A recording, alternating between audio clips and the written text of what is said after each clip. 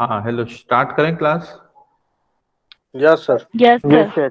Yes sir. तो आज की क्लास में हमको नया एक टॉपिक शुरू करना है। वो टॉपिक है इंटरपोलेशन का।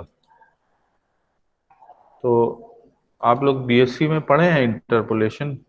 कहीं पर नहीं पढ़े होंगे। No sir. नहीं पढ़े हैं ना? ठीक है। तो इसमें कुछ क्वेश्चंस भी आते हैं एग्जाम में।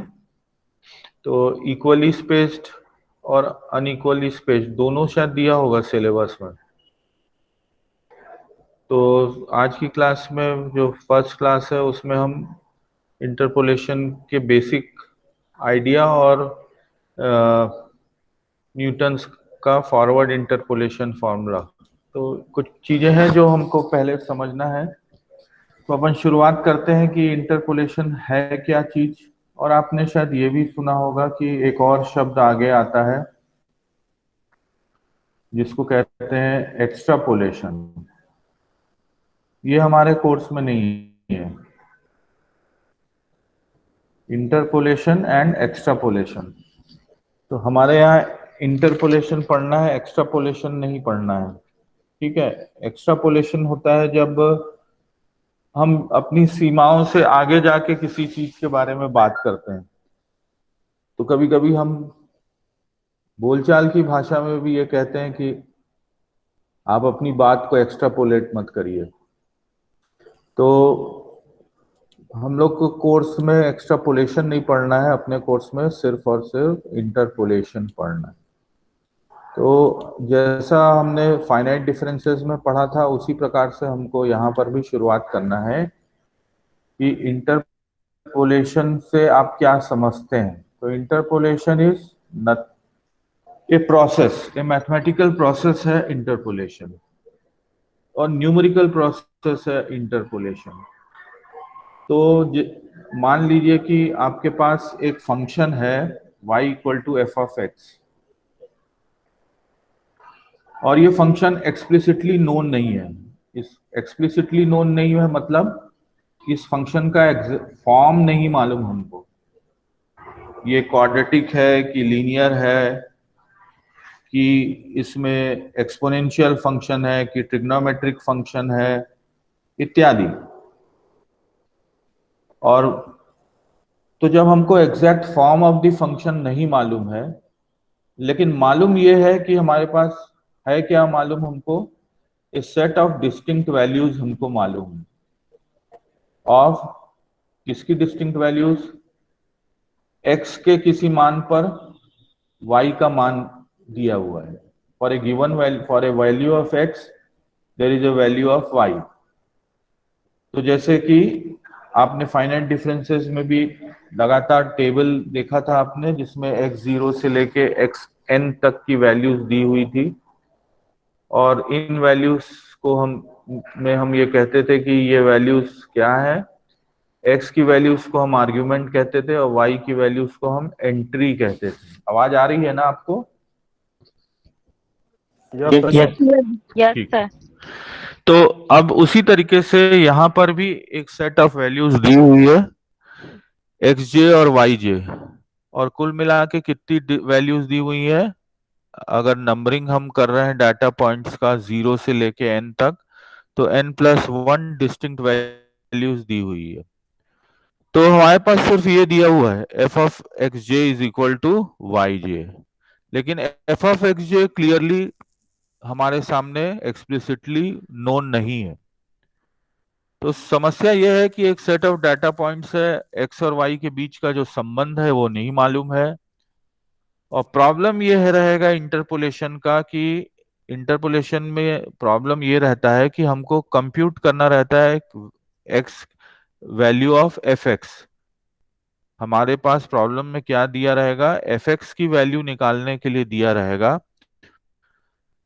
एफ एक्स की वैल्यू कब किसके लिए निकालेंगे? किसी भी एक्स के किसी भी वैल्यू के लिए, for any argument, for an argument. लेकिन वो ऐसा आर्ग्यूमेंट होना चाहिए जो कि टेबुलेटेड डाटा का हिस्सा नहीं है।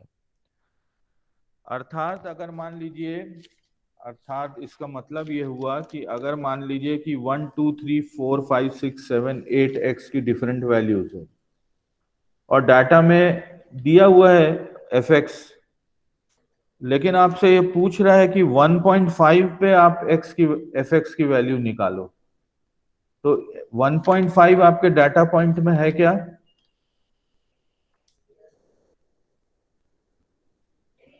क्यों भाई, 1.5 आपके डाटा पॉइंट में होगा क्या? नहीं है क्या? No sir. No sir. हाँ हाँ, तो अब आपसे अगर ऐसा सवाल आता है जिसमें कि आपको x की किसी वैल्यू पे fx की वैल्यू निकालना है, शर्त यह है कि वो आर्ग्यूमेंट x जो है वो टेबुलेटेड डाटा में नहीं है। इसका मतलब आर्ग्यूमेंट कौन सा है? आर्ग्यूमेंट जो है वो ना तो x0 है, ना वो x1 है, ना x2 है, ना xn-1 है और ना ही वो xn है, कुछ और है। जैसे मैंने आपको उदाहरण के लिए बताया कि अगर आपके पास x की वैल्यू 1 से लेके 8 तक है और fx की वैल्यू भी दी हुई है, लेकिन पूछ क्या रहा है? 1.5 पर x की वैल्यू, y की वैल्यू पूछ रहा है, तब ऐसे में जो हम कंप्यूटेशन करेंगे वो कंप्यूटेशन हम इंटरपोलेशन की सहायता से करेंगे। तो इंटरपोलेशन जो है वो कब कब करेंगे अपन use? For finding out a value of y for a given value of x which lies between the smallest and the greatest of the interpolating points। उदाहरण के लिए अगर आपके पास, मैं यहाँ पे लिख के बता सकता हूँ आपको कि अगर मान लीजिए 1 2 3 4 5 6 ये x की वैल्यू है और उसी तरीके से y1 से लेके y6 तक y की वैल्यू है, तो 1 से लेके 1 से 6 के बीच में x की वो वैल्यू जो दी हुई नहीं है उसके लिए y की वैल्यू निकालना, ये प्रोसेस कहलाता है इंटरपोलेशन। आई बात समझ में? इंटरपोलेशन का अर्थ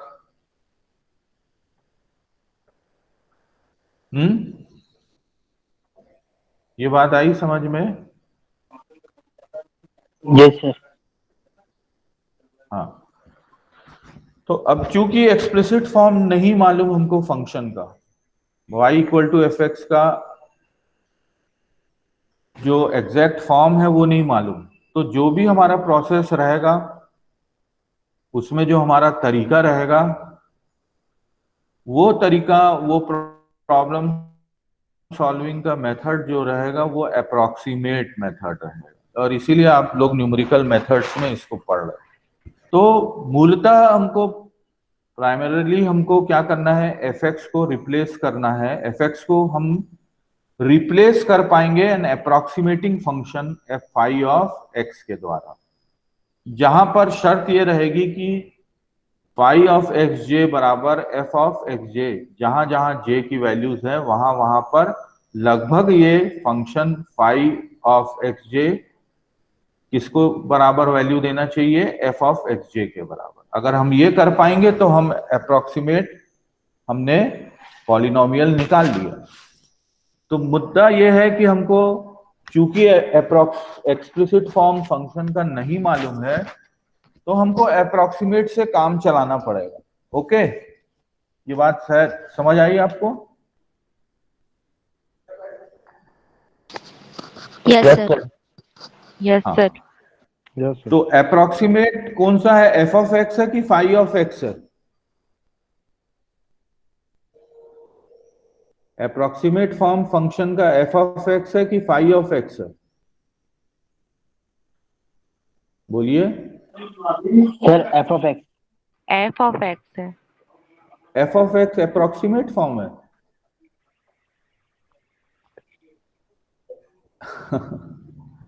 एफ ऑफ एक्स तो चूंकि मालूम नहीं है तो हमने एक पॉलिनोमियल फिट कर देंगे हम, जिसका नाम दे रहे हैं फाई ऑफ एक्स, और फाई ऑफ एक्स जो है वो अप्रोक्सीमेटली फिट करेगा एफ ऑफ एक्स के साथ, और जब वो फिट करेगा एफ ऑफ एक्स के साथ तो एक्स की किसी भी वैल्यू जो दी हुई वैल्यू है उस पर भी हम y की वैल्यू निकाल लेंगे, और जो नहीं दी हुई है उस पर भी हम y की वैल्यू निकाल सकते हैं।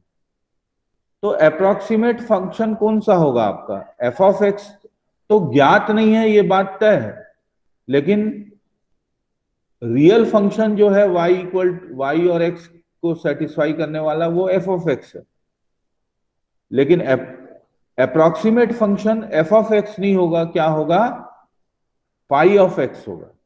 सो phi of x will be the approximate function, और अगर वो सही निकाला है तो इट शुड बी जे। अगर फाई ऑफ एक्स जे लिखें तो जे की किसी भी वैल्यू पर फाई ऑफ एक्स जे किसके बराबर होना चाहिए? एफ ऑफ एक्स जे के बराबर होना चाहिए। तो आप कंफ्यूज मत होइएगा, f of x real function है जो कि नोन नहीं है, जो एग्जैक्ट फंक्शन है, और रियल फंक्शन है जो कि नोन नहीं है। चूंकि वो नोन नहीं है तो इंटरपोलेशन एक ऐसा मेथड है जिससे हम एक अप्रोक्सीमेट फंक्शन बना पाएंगे। मैंने यहां पर लिखा है will be able to approximate f of x. हम एफ ऑफ एक्स के बराबर ला पाएंगे, किसकी सहायता से? फाई ऑफ एक्स की सहायता से। तो अप्रोक्सीमेट फंक्शन क्या रहेगा हमारा? नॉट एफ ऑफ एक्स, बल्कि क्या रहेगा? Phi of Phi x. of phi x. Of phi of x. हाँ, तो देखो इस फंक्शन फाई ऑफ एक्स को हम कहते हैं, क्या लिखा हुआ है यहां पर? Interpolating function. और इस एफ फाई ऑफ एक्स की सहायता से हम अप्रोक्सीमेट वैल्यू फंक्शन की निकाल सकते हैं एक्स के किसी भी मान पर, at any value of x. और जब हम निकाल लेंगे तो शर्त ये रहेगी कि एफ ऑफ एक्स लगभग बराबर होना चाहिए। आपको क्लियर हो गया होगा कि phi of x interpolating function है या अप्रोक्सीमेट फंक्शन है, और एग्जैक्ट फंक्शन जो होगा वो चूंकि नोन नहीं है, इसलिए हम इंटरपोलेटिंग फंक्शन की मदद ले रहे हैं। ओके, ठीक। एक चीज और महत्वपूर्ण है कि जो फंक्शन एफ ऑफ एक्स है, जो एक्सप्लिसिटली नोन नहीं है, जो हमें ज्ञात नहीं है, वो कंटिन्यूअसली डिफरेंशिएबल होना चाहिए जितने भी टाइम आप उसको डिफरेंशिएट करें उस इंटरवल में। मान लीजिए इंटरवल है ए से लेके बी तक, तो इस इंटरवल में वो कंटिन्यूअसली डिफरेंशिएबल होना चाहिए any number of times. First derivative भी रहे, सेकंड भी रहे, जितने डेरिवेटिव्स हैं वो सब एग्जिस्ट करें। और एक और महत्वपूर्ण बात जो ऑब्जेक्टिव के लिए आपको पूछ सकता है, कि ऑब्जेक्टिव का एक क्वेश्चन है यहाँ पर कि प्रॉब्लम जो है पॉलिनोमियल इंटर, और हम यहाँ पर पॉलिनोमियल इंटरपोलेशन ही पढ़ेंगे, हम ट्रिग्नोमेट्रिक नहीं पढ़ेंगे, हम एक्सपोनेंशियल नहीं पढ़ेंगे, हम सिर्फ यहाँ पर पॉलिनोमियल इंटरपोलेशन ही पढ़ेंगे। तो ये जो पॉलिनोमियल इंटरपोलेशन है, ये बेस्ड है एक थ्योरम के ऊपर, जो ये किसके नाम से? वो थ्योरम वीयरस्ट्रैस करके एक वैज्ञानिक होंगे, उनके नाम से ये थ्योरम है। और थ्योरम आसान है कि अगर एक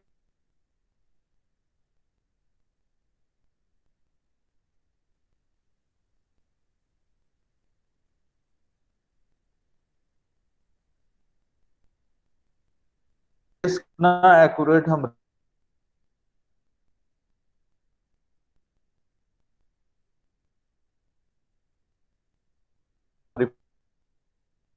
रिप्लेसमेंट कर सकते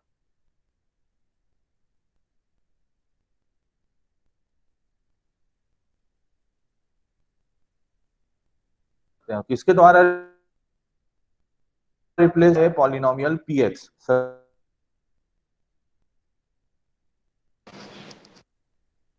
कहां लाई करना चाहिए? इस इंटरवल ए और बी के बीच में लाई करना चाहिए। और जो एक्यूरेसी का फैक्टर चुना है वो एप्सिलॉन जो है वो हमेशा 0 से अधिक होना चाहिए। तो मूल बात यह है कि वेयरस्ट्रॉस ने ये कहा कि इस पॉलिनोमियल इंटरपोलेशन में आप कोई फंक्शन एफ ऑफ एक्स अगर कंटिन्यूअस है किसी इंटरवल ए से लेके बी में, तो इस एफ ऑफ एक्स को हम रिप्लेस कर सकते हैं by a function phi of x, by function p of x, by polynomial p of x, जहां पर दोनों पॉलिनोमियल से प्राप्त होने वाला मान f of x minus p of x का अंतर किसी सीमा तक रहना चाहिए। It should be within a limit. तो विद इन ए लिमिट के लिए लिमिट कहां से निर्धारित हो रहा है कि magnitude of F of x minus p of x किससे कम होना चाहिए, इस लिमिटिंग वैल्यू से कम होना चाहिए, जिसको कि हम एप्सिलॉन कहते हैं।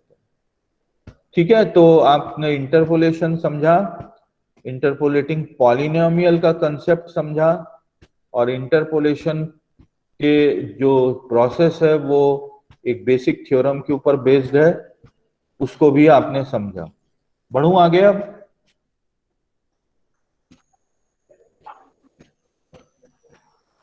Yes sir. बढ़े आगे? Yes Yes, sir. sir. Yes, sir. तो तुम लोग ये थ्योरम को समझ गए? थ्योरम को समझ गए? इस थ्योरम के आधार पर ही हम वो इंटरपोलेटिंग पॉलिनोमियल को ढूंढेंगे। ठीक है, तो अब अपन शुरुआत करते हैं। सबसे पहला पॉइंट ये रहेगा, अगर परीक्षा में ये थ्योरी का भी क्वेश्चन आता है और न्यूमेरिकल भी आता है, थ्योरी भी होगा इसके ऊपर और न्यूमेरिकल भी आ सकता है। तो सबसे पहले तो हमको ये मालूम होना चाहिए कि ये एफ एक्स जो है, मान लीजिए कोई फंक्शन है जो नोन है, मतलब एक्सप्लिसिट फॉर्म नहीं है उसका, नोन। एफ एक्स की वैल्यू मालूम है, y equal to 5x² plus value मालूम है, y नहीं है मालूम, मतलब y और x के भी मालूम है लेकिन y की वैल्यू मालूम है। आई बात समझ में? अंतर समझ रहे हो इस बात का? क्या चीज मालूम है और क्या चीज नहीं मालूम। ठीक है,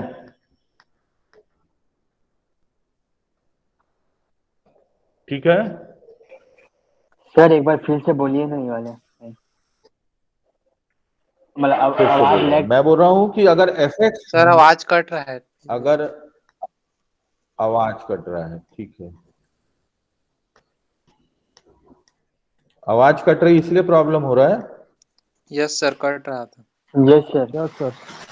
अच्छा रुको, अभी शुरू हुआ कि पहले से हो रहा था? पहले से हो रहा है सर, थोड़ा थोड़ा।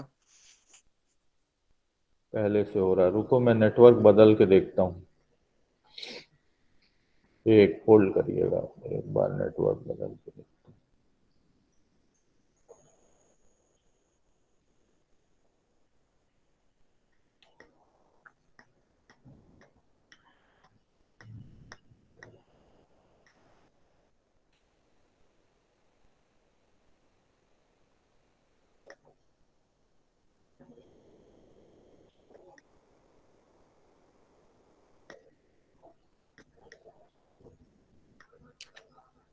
हाँ बताइए, तो आवाज आ रही है? यस सर, आ रही है। Yes, yes sir. सर। अभी ठीक, अभी ठीक है? Yes sir.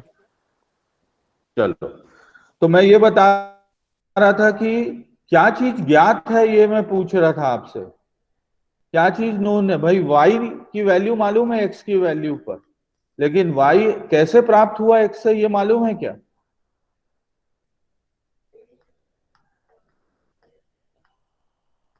y की वैल्यू x की वैल्यू पर दिया हुआ है, लेकिन y x से कैसे प्राप्त हो रहा है, क्या ये मालूम है? No sir. नहीं। No sir. है? नहीं है। तो यही कह रहा हूं मैं कि एफ एक्स नोन होने का मतलब यह है कि y की वैल्यू मालूम है आपको, तो आपको y की वैल्यू मालूम है, मतलब y इज इक्वल टू, मान लो x की किसी वैल्यू y पर y की वैल्यू 4 आ रही है, तो सिर्फ इतना मालूम है आपको, लेकिन y x से कैसे निकल रहा है, किस अलजेब्रिक एक्सप्रेशन से निकल रहा है, ये नहीं मालूम। ठीक, तो इसी तरीके जब मैं एफ एक्स बोल रहा हूं कि ज्ञात है, इट इज नोन, कितने पॉइंट्स के लिए है? मान लीजिए n+1 आर्ग्यूमेंट्स के लिए है, n+1 आर्ग्यूमेंट्स। और कैसे है आर्ग्यूमेंट्स? इक्वल है आर्ग्यूमेंट्स। तो सबके बीच में x के जो वैल्यूज है उसके भी वैल्यूज दी हुई है 1 2 3 4 5 6। तो यहाँ पर हर x की वैल्यू पहले वाली वैल्यू से एक ज्यादा है, तो ये इक्वली स्पेस्ड कहलाएगा। क्लियर? ठीक है। Yes sir. तो अब हम लिख देते हैं x0 से शुरुआत किए, x1 आया, फिर x2 आया, फिर इस तरीके से करते गए और फिर फाइनली क्या आया, xn माइनस 1 आया और फिर क्या आया, फाइनली xn आया। और इन जनरल भी दे रहे हैं, ओके, xr से दे रहे हैं, मतलब rth आर्ग्यूमेंट। तो हम xr को कैसे लिख सकते हैं? xr को ऐसे लिख सकते हैं, xr बराबर क्या हो जाएगा,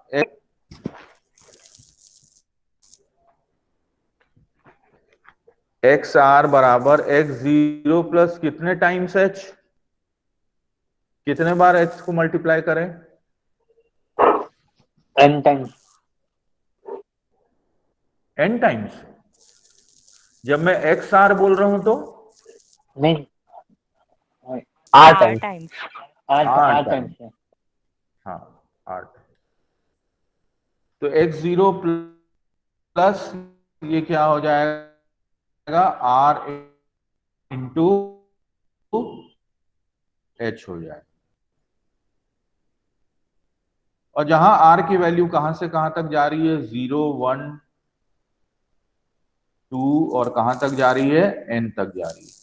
इसको इक्वेशन नंबर 1 मान लीजिए। वो लेंथ या क्या बोल सकते हैं, length of the interval, length of the interval between the arguments.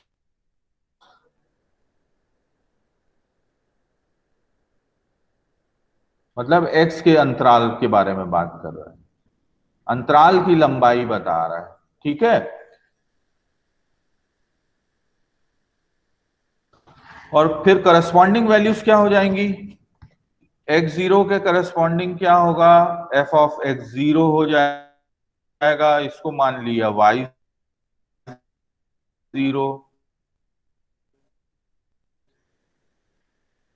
x1 के करस्पॉन्डिंग फंक्शन की वैल्यू f ऑफ x1 हो गया, जिसको मान लिया y1। और उसी तरीके से xr जिसको मान लिया f ऑफ आर्गुमेंट के लिए f ऑफ क्या हो जाएगा, yn माइनस 1 हो जाएगा। तो इनको भी लिख दो आप, f of xn minus 1 will be equal to yn minus 1 और similarly f of xn equal to 2 मान लीजिए। ठीक। तो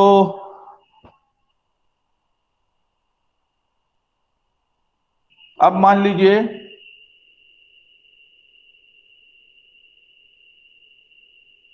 आप इक्वेशन नंबर 1 पर ध्यान दीजिए और लिखें अपन फ्रॉम इक्वेशन 1 क्या लिख सकते हैं, माइनस एक्स आर निकालिए, क्या होगा जरा बताइए ये,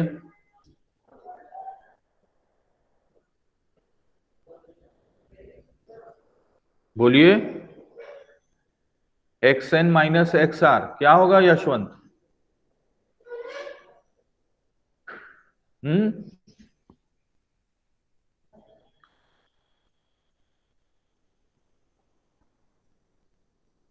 क्या होगा सर सर एक हाँ x0 प्लस, अरे इतना बड़ा चीज नहीं है यार। मनीष आप बताइए, x0 xn minus x r क्या हो जाएगा? x0 हो जाएगा सर, ओनली है बेटा, x0 होगा। xn माइनस एक्स आर क्या होगा, वैल्यू रखो। हाँ, इक्वल टू किसके बराबर होगा? ये हो जाएगा अरे x1। बताओ। x1 xn लिखो, यहां पर क्या है, x0 plus n into H, ऐसा। और xr क्या है, x0 plus r into H.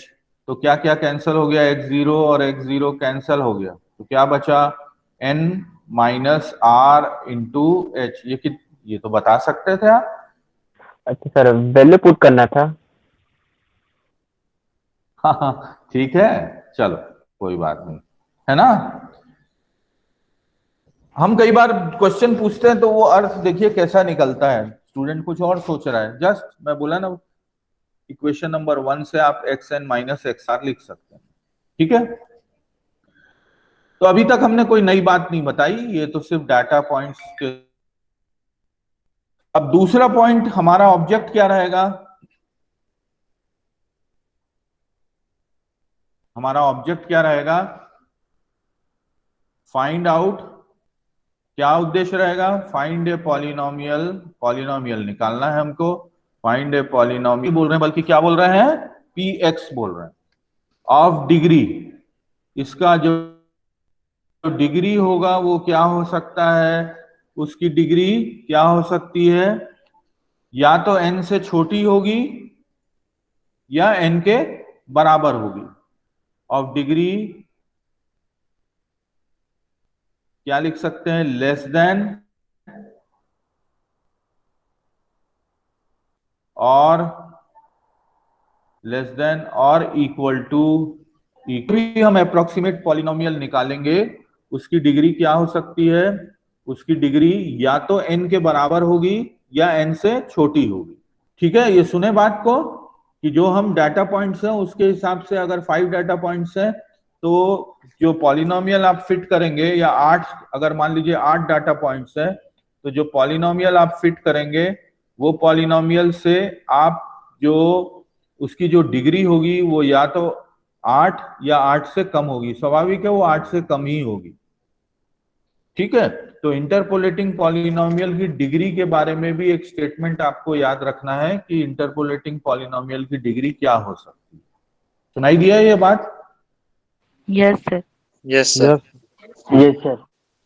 चलो, Yes, sir. हाँ, तो और ऐसा एक पॉलिनोमियल निकालना है जो कि किसको रिप्लेस कर सके, किसको रिप्लेस करेगा, वो किसके बदले वो आएगा, विच रिप्लेसेस, बहुत शॉर्ट में लिख दे रहा हूं, विच रिप्लेसेस, किसको रिप्लेस करेगा, विच रिप्लेसेस एफ ऑफ एक्स को रिप्लेस करेगा, है ना।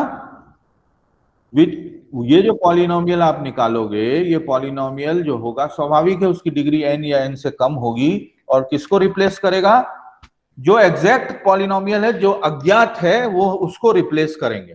कहां कहां पर रिप्लेस करेंगे, ऑन जितने भी डाटा पॉइंट्स हैं उन सब पर हमको रिप्लेस करना पड़ेगा।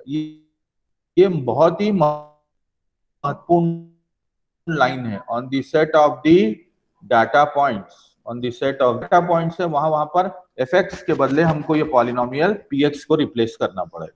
तो इसका मतलब ये हुआ कि pxj बराबर होगा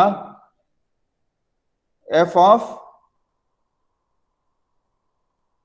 xj के, जो कि किसके बराबर होगा, yj के, सॉरी j किसके बराबर होगा, 0 से लेके कहां तक जाए, ओके, इसका अर्थ यही होगा ना, दूसरे नंबर के px जो कि रिप्लेस कर सके f ऑफ x को, और कहां कहां पर वो रिप्लेस करेगा, सभी इंटरपोलेटिंग पॉइंट्स पर। तो सभी का अर्थ ये हो गया कि p ऑफ xj बराबर क्या हो गया, f ऑफ xj, जो कि किसके बराबर है, yj के बराबर। बढ़ गए बात, बड़ी बात आगे, ठीक है। Yes, sir. Yes sir. Clear. अब बारी आ, अब मेरे को ये बताओ कि मैं आपसे एक क्वेश्चन पूछता हूं,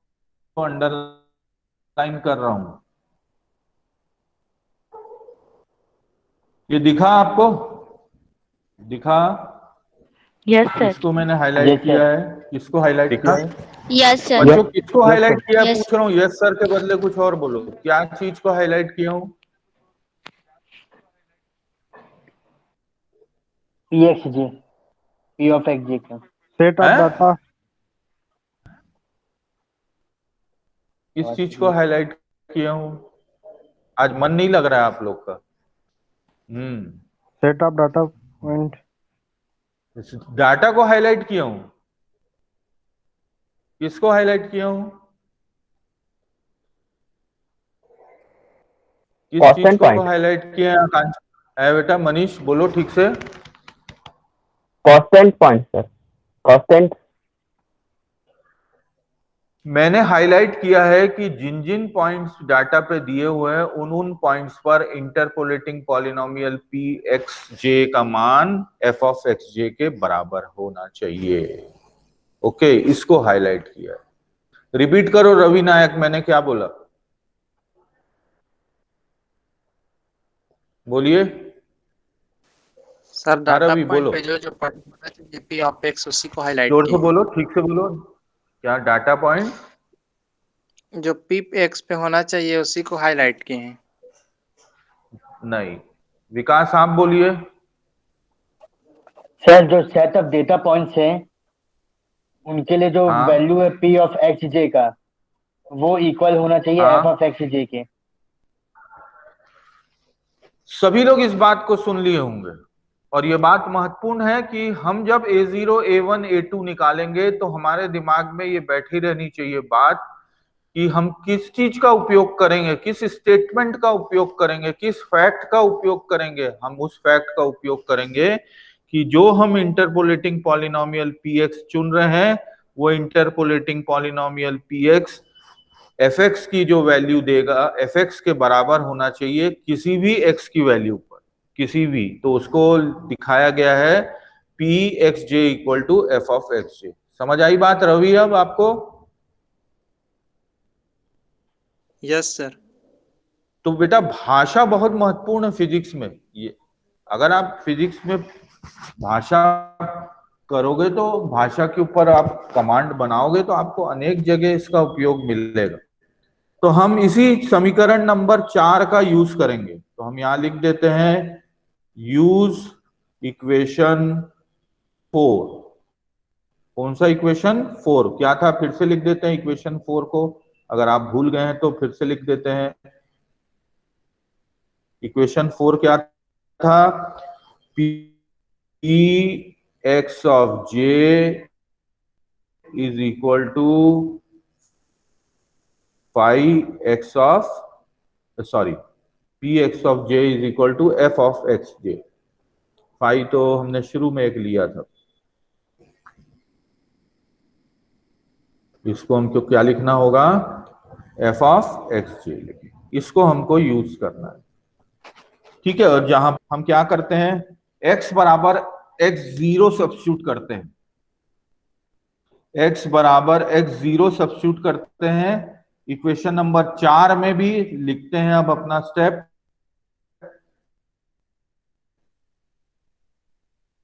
substitute x equal to x0 substitute x equal to x0। तो इक्वेशन नंबर 5 से क्या मिलेगा? इक्वेशन नंबर 5 से क्या मिलेगा? और इक्वेशन नंबर 4 से क्या मिलेगा? बढ़िया। अगर मैं x बराबर x0 रखूं पहला डाटा पॉइंट, तो ये a1 के साथ जो कोफिशिएंट है हट जाएगा, a2 के साथ वो भी हट जाएगा, an के साथ भी हट जाएगा। क्या बचेगा? क्या बचेगा? A0। A0। Very good. और यहां से क्या मिलेगा? एफ ऑफ x0 मिलेगा। मिलेगा। यस और एफ सर। ऑफ x0 किसके Yes, बराबर sir. है? और एफ ऑफ x0 किसके बराबर है? P y0 of PX0। y0। हाँ, तो चलो लिखो फिर। लिखे अपन P of x zero equal to f of x zero, ये तो इक्वेशन नंबर 4 कह रहा है, जो कि बराबर है y जीरो के, और इक्वेशन नंबर 5 कह रहा है कि यही किसके बराबर है, a जीरो के बराबर है। ठीक है, मिल गया आपको? Yes sir. यस ठीक सर। है, और अब हम a जीरो को कैसे लिख सकते हैं? a जीरो का वैल्यू निकल गया, f ऑफ एक्स जीरो बराबर y जीरो के, और इसको हम चिन्हित करके रख लेते हैं। इसको हम चिन्हित करके रख लिए। फिर आगे बढ़ते हैं। अगला स्टेप क्या होगा? Substitute x is equal to x1 रख दें, तो p ऑफ x1 किसके बराबर होगा? p ऑफ x, जो कि किसके बराबर होगा? y1 के बराबर। ये तो कहानी मिली कौन से इक्वेशन से? ये मिली इक्वेशन नंबर 4 से मिली। और इक्वेशन नंबर 5 से क्या मिल रहा है? p ऑफ x1 बराबर x जहां है वहां पे क्या रखोगे? x1 रखोगे, तो अब आपके पास क्या मिल जाएगा?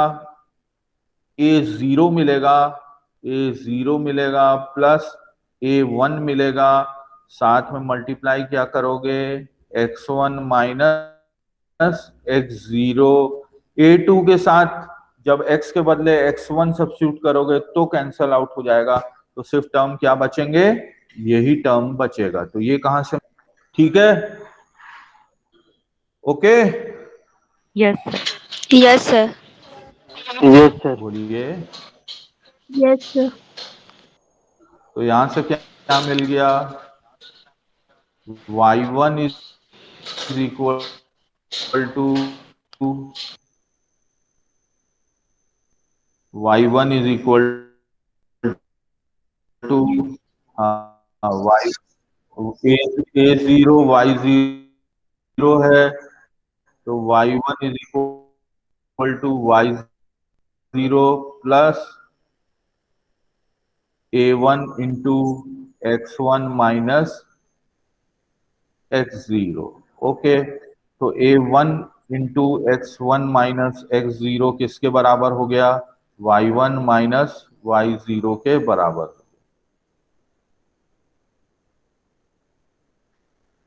और a1 किसके बराबर हो गया? y1 minus y0 upon x1 minus x0।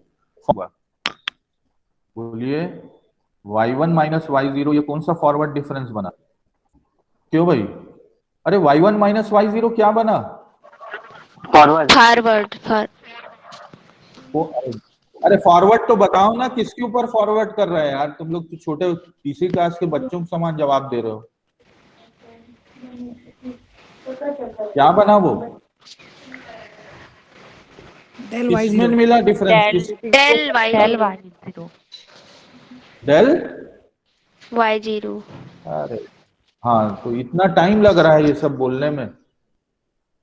ये क्या हो गया? Del y zero. और ये क्या हो गया? ये x1 माइनस x0 कितना लिए हैं शुरू से ही? एच। कितना मान के चल रहे हैं? कितना मान के चल रहे हैं? देखो कहीं पर दिया होगा h। XR। h माने थे, एच। ये देखिए दिए थे h इसको, yes sir. x1 minus x0 h। तो अब आपको क्या लिखना है यहाँ पर? Del y zero upon h लिखना है। तो देखो यार, थोड़ा सा आज मजा नहीं आ रहा आप लोग की क्लास में, ढीले हो आज। ये तो थोड़ा सा रिस्पॉन्स आपका बहुत डिलेड ऑन एच भी लिख सकते हैं। अब अगला स्टेप क्या होगा? अगला स्टेप क्या होगा बोलिए। अगला Del स्टेप क्या होगा? f of x0 upon h. अरे उसको छोड़ो ना, अभी A0 निकला, A1 निकला, अब क्या निकालना होगा? A2 A2 X equal to x2. तो क्या सब्स्टिट्यूट करोगे x के बदले? पहले x2 X2 x0 रखा, फिर x1 रखा, तो अब तो हाँ x2 चलो अब जल्दी से खुद करो कॉपी में, बताओ मेरे को। हाँ तो रख के खत बताइए। px2 हो जाएगा f of x2 और f of x2 क्या हो जाएगा? y2 के इक्वेशन नंबर 4। और इक्वेशन नंबर 5 क्या देगा? p of x2 बराबर A0 लिख दिया प्लस A1 लिखा, x के बदले लिखोगे x2 तो x2 माइनस x0 लिखाएगा, A2 के साथ आएगा x2 माइनस x0 और साथ में क्या आएगा? A2 के से वो हट जाएगा वहां से, क्योंकि x माइनस x2 आएगा तो x के बदले x2 रखोगे तो हट जाएगा। क्लियर है बात यहां तक? Yes sir. yes yes sir sir Yes, sir. देखो हाँ जल्दी लिखो, विकास आप मेरे से पहले बताइए करके। A0 क्या था? A0 था आपके पास, A0 क्या निकला था? Y0। A1 क्या निकला था? Del Y0 upon H। और x2 माइनस x0 कितना हो गया? x2 माइनस x0 कितना हो गया?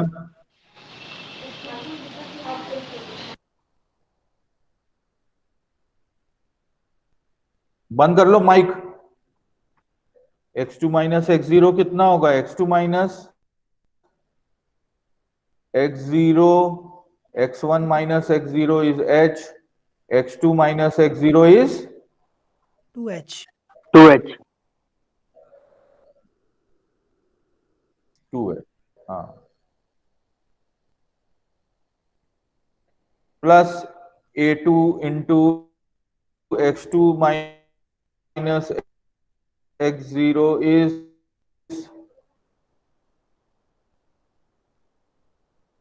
2h और x2 minus x1 is h। ठीक है, तो अब आपके पास क्या क्या चीज हो गई?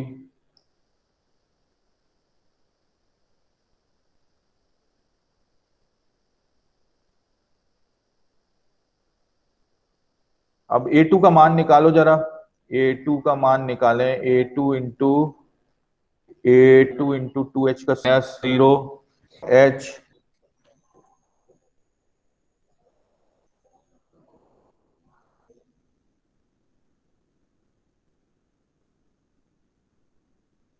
लिख सकते हैं।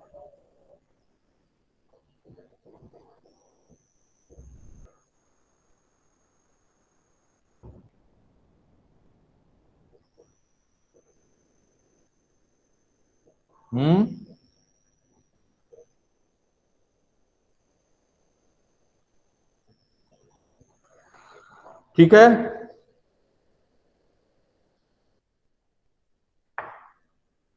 Yes sir. yes Yes, sir sir. h और h कैंसिल आउट हो गया, तो y2 minus y0 minus acting on y0 upon 2h का स्क्वायर। और फिर इसको सब्स्टिट्यूट कर दीजिए तो क्या मिलेगा? y2 minus y0 minus 2 into del y0 बराबर y1 माइनस y0 हो गया, डिवाइडेड बाय 2h स्क्वायर हो गया। ये मिल गया y2 minus 2y1 plus y0 minus y0 plus 2y0 y0 upon 2h। इसको पहचानिए ये क्या निकल के आ गया, y2 माइनस 2h²। किस क्वांटिटी के बराबर है, किस, और ये प्राप्त किया जा सकता है, बोलिए। अपने पुराने नोट्स में दिया होगा आपके।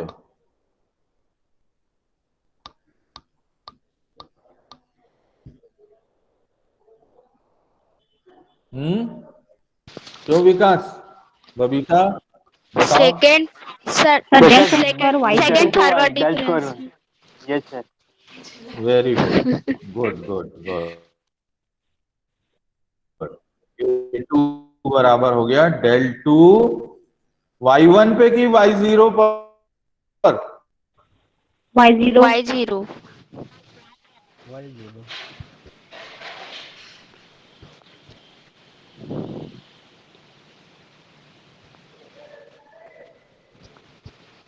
गुड। चलिए अब लगा थोड़ा दिमाग चला आप लोग पर। 2 फैक्टोरियल कर देता हूं इंटू एच। उसी तरीके से अब परीक्षा में इसको खत्म करने की बारी आई तो सब्स्टिट्यूटिंग लिख दोगे। सिमिलरली सब्स्टिट्यूटिंग x3, तो a3 क्या मिल जाएगा नियम के हिसाब से, a3 क्या मिल जाएगा, डेल 3y0 Del 3 अपॉन y0 by 3 factorial 3 factorial h h cube. a3 क्या मिल क्यूब। जाएगा, 3 factorial हाँ h H cube. cube. H cube. हाँ ये अंतर आएगा बच्चों, है ना।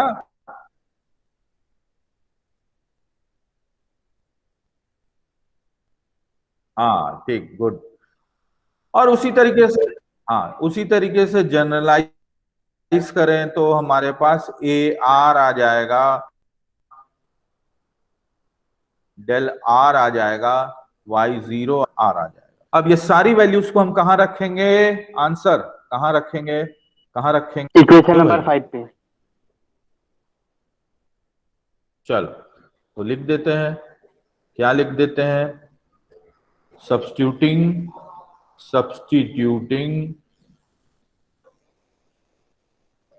a0 a1 a2 and ar in equation 5।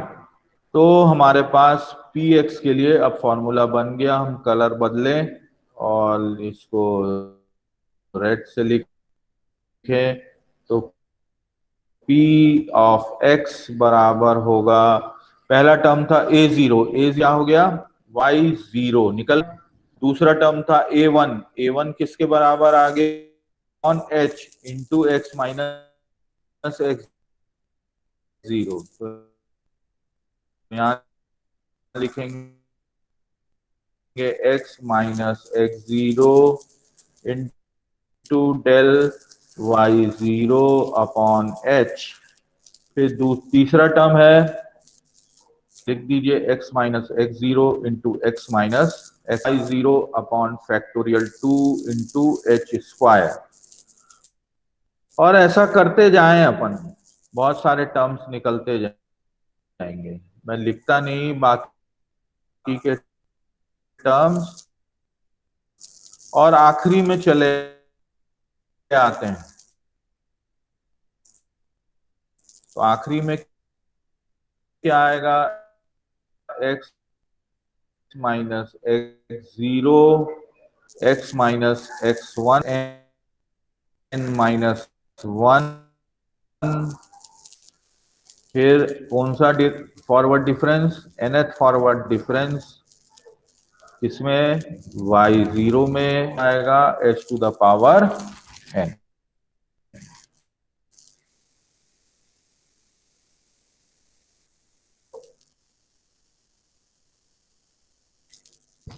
तो पी एक्स निकल आया अपना।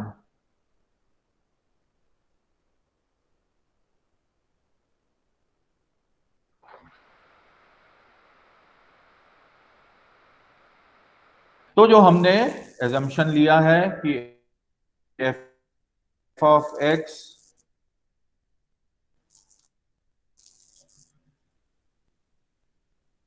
अब लगभग बराबर है किसके,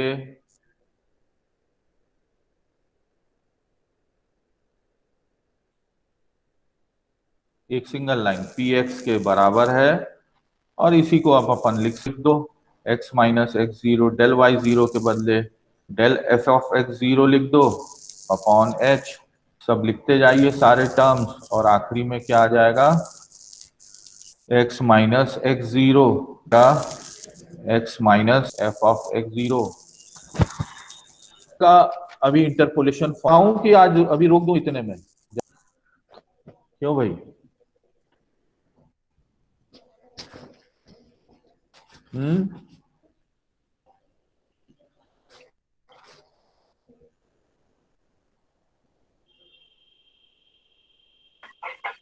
बताइए।